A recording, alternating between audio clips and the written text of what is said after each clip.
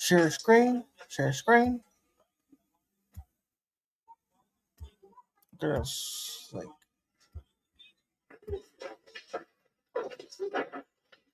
share my whole screen. Go to my YouTube. You know what this is. I know what this is. This is an espresso machine. See? It's a stove. Hmm? Hmm? It's a water heater. So the last time we were here, Do you know why you do it? So this is not very fun. Crimson Jihad is now a nuclear bomb. temporarily closed. It's just a salesman. So I remember this from last time. This is a runway. To The other end. the last thing you see with your blood, you lose his face. Zigzags around. This is Soviet Mirv 6, an SS-22 and launch vehicle. The warhead contains 14.5 kilograms of enriched uranium. The plutonium So we're here at the adults only area. The We're hard looking button on our intercooler. little place on the beach. Yalla.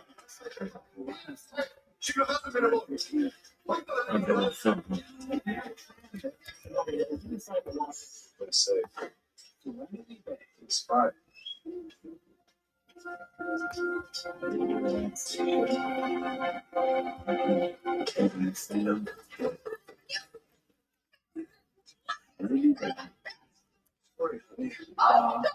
Imagine being able to build an app with your name on it just by thinking about it. Meet They can verify that they didn't get on the box. Base 44, a complete AI creation platform. Fishy.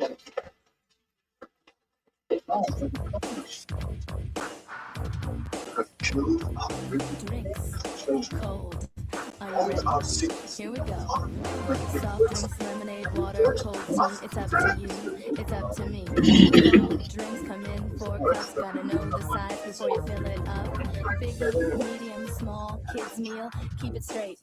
It's a good deal. Use the scoop to fill the size. Never use the cup. Take my advice. You know, nothing beats a great cheeseburger. That's what Dave great Thomas was eating hamburgers in cheeseburger. restaurants was the only thing New that gave 90, him a sense of belonging. 99 cents quarter pounder. When he was 8 years old, he set out a plan to open the best restaurant in the world and later founded Wendy's. But first, he had to take on a risk that would make or break his career: turn KFC's failing stores into a successful franchise.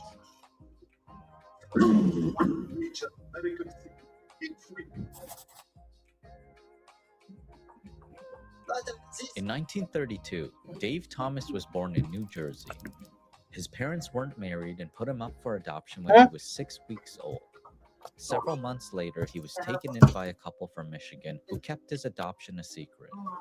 Still, Thomas never got the chance to know what it was like to grow up with a real family. When he was 5 years old, his mother passed away from rheumatic fever. From then on, Dave's father struggled to find work. He bounced from job to job and state to state and could only afford to settle in dirty boarding houses or cramped trailers. He was a hard worker, Hey, but as Dave far as being a Thomas. father, he didn't have the time or the inclination. Fortunately, Dave's grandmother made time for him and sometimes brought him You like food. Dave? She was a cook and a dishwasher at a white tablecloth restaurant that served family-style meals. From inside the kitchen, Dave would watch the hustle and bustle between the staff and the customers eat and laugh with excitement. It became a pastime, especially when he ate dinner with his father in silence. He rarely cooked and brought Dave to greasy diners for his favorite meal, a mouth-watering hamburger. That's a It was a hamburger. substitution for other things. You like hamburgers? There's something about eating, What's about your the favorite family thing tradition about of eating hamburgers? together. When people eat, they're happy. What do you like about hamburger? While Dave had a What's rough so- start to his childhood, he discovered a passion that led to the inspiration behind Wendy's. To lie convincingly. I've been doing that for 15 years. And the When Dave was 10 years old, his father remarried and moved to Indiana. Dave no longer You're in felt the good about water. it, so he set out to find work from anywhere. Look at her on the ground. He ended up working several odd jobs that he hated and didn't keep for very long, including a gas station attendant, Gas station boy, attendant. golf caddy, and pin setter. One day, he got fired from a new job at Walgreens after they discovered he was underage. When his father found out, he slammed his fist on the kitchen table. "You'll never keep a job. I'll be supporting you for the rest of your life," he shouted. At that moment, Dave vowed never to lose another job again. Fortunately, he quickly found a new one at a restaurant called the Regus. During the school year, he worked every weekend, and during the summer, he worked every day for 12 hours. But Dave didn't mind. He was happy to be working See, in a it's restaurant Dave. and looked up to the Oh, owners, man. Frank and George Regus, as Huh? his mentors. "As long as you try, you can do anything you want to do, be anything you want to be," they would tell Dave. The Regus brothers not only motivated him, but made him feel like he belonged. But not long after, Dave discovered shocking news that made him feel more alone than ever. When Dave turned 13, his grandmother revealed the truth That's about his his grandmother. identity. He was adopted. He's adopted. It really hurt that nobody told me before. It is a terrible feeling to know my natural mother didn't want me. From then on, Dave became more determined to make it on his own and developed a work ethic that helped build That's hamburger.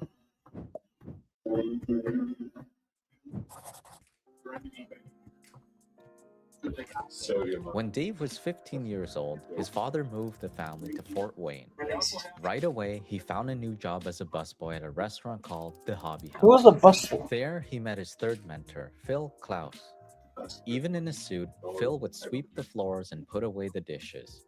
He was not only a hard worker, but kind and humble. "If I can do it, anyone can do it," he would say. Just when Dave was starting to feel at home, his father announced that they were moving again. This time, Dave didn't join them. Instead, he rented a room near the Hobby House. "Someday you'll be proud of me. I'm going to have my own restaurant and I'm going to be a success," Dave told his father as he prepared to leave. "I hope you're right, son. Good luck to you," his father responded. At 15 years old, Dave was on his own and working a minimum of 50 hours a week. In one of his school essays on the pursuit of happiness, he wrote, "Before I ever go into business myself, I am going to know my business. I'm going to start on the small scale and build my experience."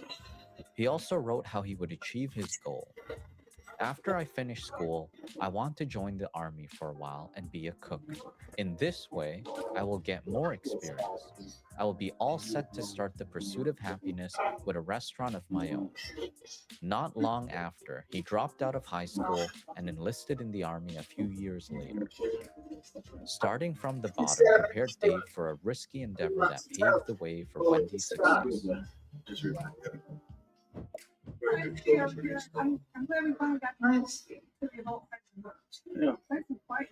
Are you having trouble trying to keep up with your professor? First, You've got Nobody cares, girl. then I'm going to kill this god over to this try Otter. Here's how it works. control kind. And now it's Then time it was for that grandmother's lunch. And what makes you think you can do all that?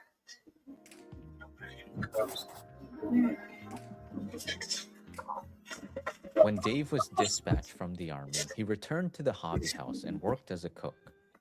Over the years, he worked his way up to being the manager to vice president. One day, Phil told him about a man who could bring in more business.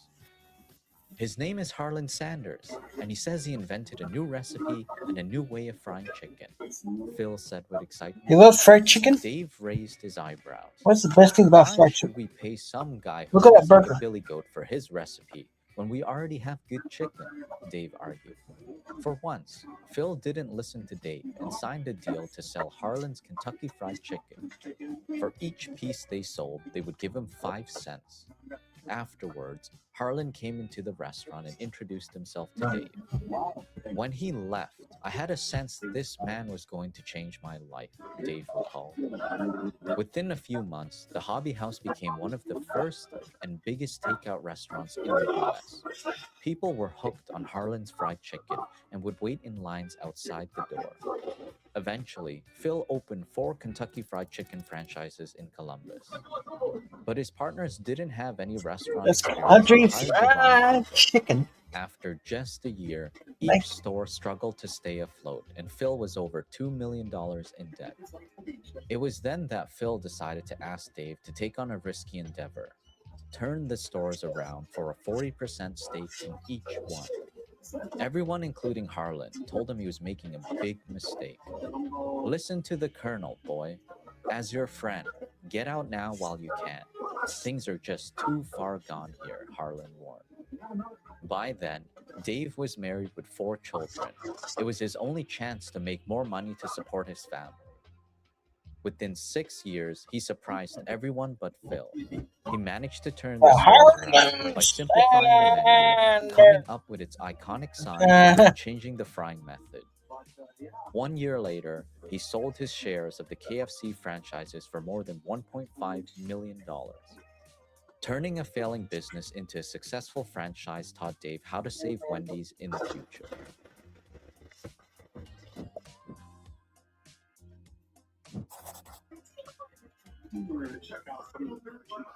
After Dave sold his shares and became a millionaire, he feared that he would one day struggle again. So when the opportunity came to lead operations for another franchise, he didn't hesitate to say yes. But his dream of owning a restaurant was still on his mind, so much that he would talk about how he would make the perfect hamburger to his friend Len Imke for hours. Eventually, Len grew tired of hearing Dave talk about his plans instead of acting on them. One day, he drove him to downtown Columbus in hopes of grabbing a hamburger for That's lunch. in Columbus, Ohio. It's closed, Dave said in disappointment. See, Dave, this is what I've been telling you. It's tough to get a meal down here at noon. We really need a hamburger operation, Len pleaded. Afterwards, Len told Dave he had the perfect location for him, a building that he owned at 257 East Broad Street. Immediately, they shook hands on a deal, and Dave started to think of a restaurant name. He settled on Wendy's, named after his red-headed, freckle-faced 8-year-old Named daughter. after his daughter. On November 15, 1969, Wendy's was open for business and specialized in its iconic square patties and frosty dessert. Customers were hooked, and within 6 weeks, the restaurant was already making a profit. Not one to sit back, Dave continued to think of ways to improve the business and introduce the world's first pickup window. He also launched the salad bar, the hot stuffed baked potato, and a super value menu. When he decided to franchise, people told him there was no room for another hamburger chain. But he Yeah, like quickly proved hamburgers? them wrong. Wendy's went public 3 years Yeah, later. with public. It also became the first in its industry to surpass $1 billion in annual sales within its first 10 years and opened stores faster than its competitors. Today, it's the 3rd largest hamburger chain in the US and has more than 6,500 stores in 30 countries. In Dave's memoir, he shared key advice for aspiring entrepreneurs. Your fears and self-doubts are your personal traps. You may say, I've never done it before. How do I know I can do it? There are never any guarantees, but there are also no rewards without risk. Talk positively to yourself because your own negative thoughts will hold you back more than another person will. This is the story of how an unwanted child beat the odds and turned his passion for hamburgers into a billion-dollar chain. For more inspiring stories and advice from today's most successful leaders, don't forget to subscribe to our channel.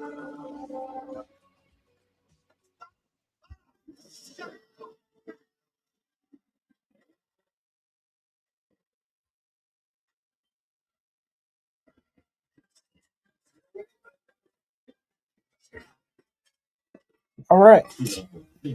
If you like my video, give it a thumbs up. Don't forget to push the notification bell when I post a new video. I'll see you guys in the next one. Bye.